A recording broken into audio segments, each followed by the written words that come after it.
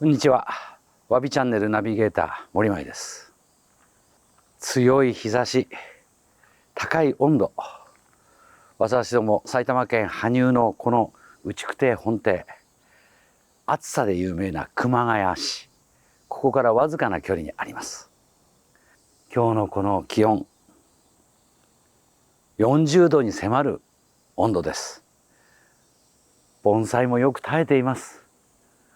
こんな小さな鉢の中で、こんな日差しの中で、それでも必死に生きてくれています。偉いなと思います。それでもこの暑さの中で守る手段を私たちは考えないと、この温暖化の中、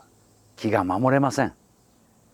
昔は葉っぱの柔らかいものだけを日差しを避けてやればよかったのですが、今はそうではありません。灼熱という温度の中、どうやって木を守るか、その一つの手段を今日ご覧に入れましょ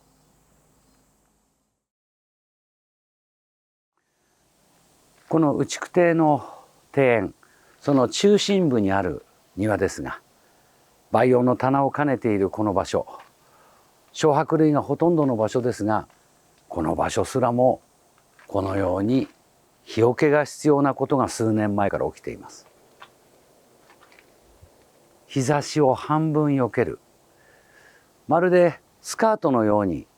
ひだが降りていますが、上から見ると間が抜けています。太陽がずっと出る中で、ある一定の時間以外は斜めの日差しになることで、不思議にこの中の気温が下がるんです。現在のこの中の気温が36度、外側よりも3度4度低い状態になります。人間は不思議なものです。30度の時に27度のところにいれば涼しく感じます。同じですね。わずかでも気温を下げる。それと夕方になると分かるんですが、この状態をして夕水、葉水をかけることで、この庭全体の気温も下がります。わずかな差と思われるでしょうが、特に葉っぱが密なる状態になっている小白類、これは頭からの直射で木が焼けてしまう場合があります。それを避けるのにこのフララという遮光設備、とても有効です。ただやる時期を気をつけないと日照を減らしてしまいます。私どもでは梅雨明けの頃を天気予報を見ながら狙って、だいたい7月の10日から20日の間にこれをかけて夏を過ごします。私が修行中の若い頃は、松の盆栽の棚に日よけをかけるなど考えられませんでした。でも今は木を守るのにとても必要な設備になっています。先ほどの小白を抑えているものは、あの高さであの間隔にやることで、だいたい遮光率が 30%、 つまり3割の日差しをカットして7割の日差しを与えています。こちらの小品盆栽、中品盆栽のこの遮光のネット、これはさらに強く半分以上の遮光率を持ってかけています。小さい木、熱や日差しにも弱いものです。これをかけてやることでひと夏を頑張って過ごしています。この設備は年中ここに設置されているもので、私たちは木造ハウスと伝えています。背の高い屋根、これによって遮る熱、遮る空気、これの幅を大きくして、中がどことなく外よりも涼しいという状況を作っています。下が特にこのように土でできている、これが一番肝心かもしれません。反射熱をほとんど起こさせない、それでいて湿気がある程度ある。エゾマツやイチイなど、特に雑木盆栽など日をよけるものに一年中いろいろな形で活用しています。日よけのタイミングというのは暑さだけではなく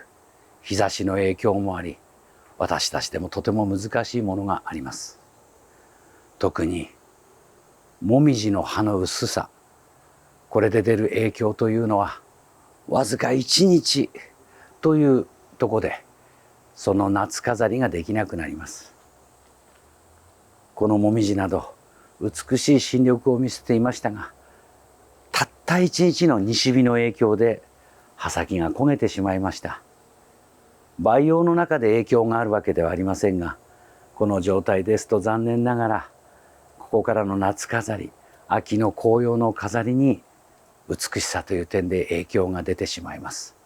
とても残念ですが、来年までしっかり培養しなければいけません。この木造ハウスの中で美しい状態を保つと、このように灰色を保ちながら焦げずにきれいな緑を保ってくれます。光の強さ、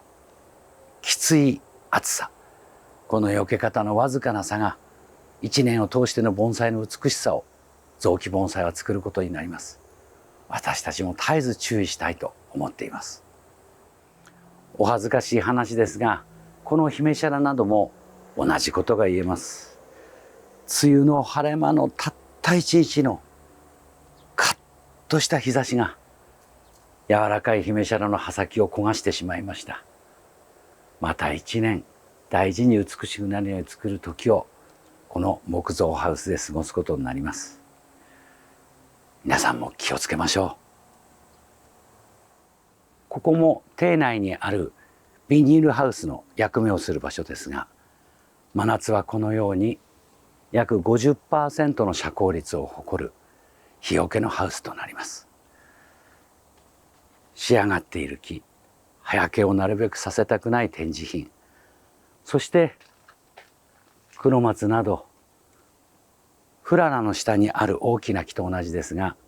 芽切りをした後の芽出し、このために葉が伸びきるまで、新しい芽が伸びきるまで極端に強い日差しを避けたいものがあります。この中で順調に伸ばして、それから外へ送り出してやる。都庁の芽切りも心拍の葉透かしも皆強い日差しを避けながらの作業になります。こちらは羽生築堤の別名第三培養場、約3000坪の敷地が培養中の盆栽や、ここのハウスのように皆様にご提供するレンタル盆栽、つまりディスプレイサービスでサービスをご提供する盆栽の培養場になっています。室内に飾り戻ってくる木、冷暖房から戻る木、著しい変化を避けるために早い時期からこのように遮光を兼ねたネットで木の環境の調整をしています。なるべく大きく高く、そして湿度、なんとか木を休ませるための遮光を含めた場所でもあります。こちらはその第三培養所の作業場のところです。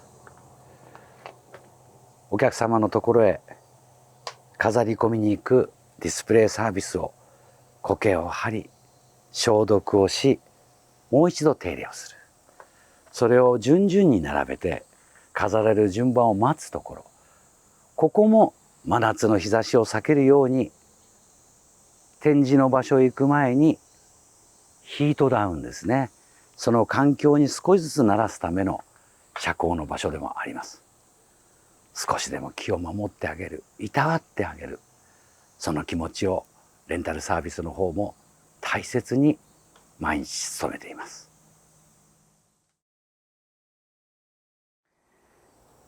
気温40度近い中での今日のわびチャンネルとなりました。映像でこの暑さまでは伝わらないと思いますが、初期のこの季節、ここからまだ1ヶ月以上続きます。いろいろな遮光の仕組み、設備、いろいろな形で盆栽を少しでも守りたい、そのために行っています。皆様の小さな棚、大きな棚、全てでこのようなものが生かしてくれればと思います。さまざまな設備をご紹介しましたが、わびチャンネルはさまざまなアーカイブスで皆さんにいろいろなことをお伝えしています。